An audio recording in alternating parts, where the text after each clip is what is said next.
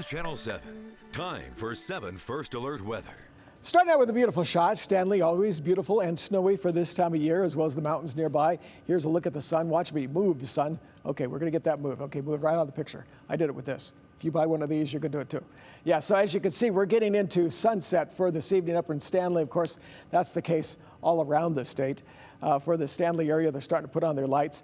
Cold air, not as much territory across the country, especially getting down into the south. So this Arctic air is starting to break up. It's still fairly significant in the northern portions and down in some spots, like for instance, Dallas, 34, 41 in Houston, but there's 40 degrees in Boise. So we're pretty close to some temperatures there in the south.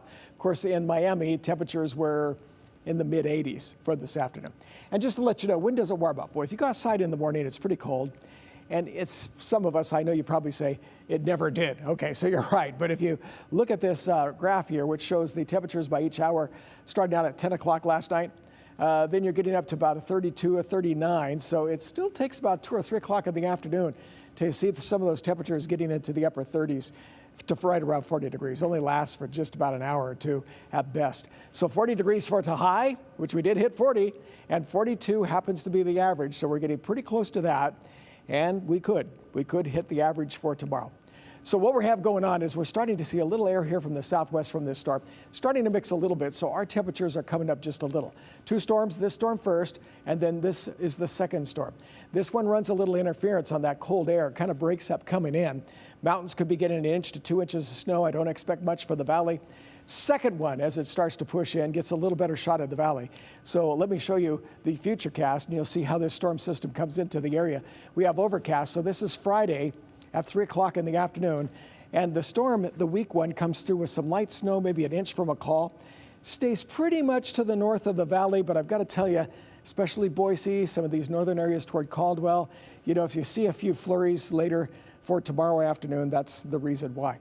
But now when you look ahead to the amount of moisture that we're going to see, the first storm doesn't produce a whole lot, or excuse me, we just shot this all the way through Monday morning. So the second storm is included in this. And you can see that McCall could be anywhere from 3 to 6 inches, Stanley about another 4 inches of snow, Haley with probably about 1 to 2 inches.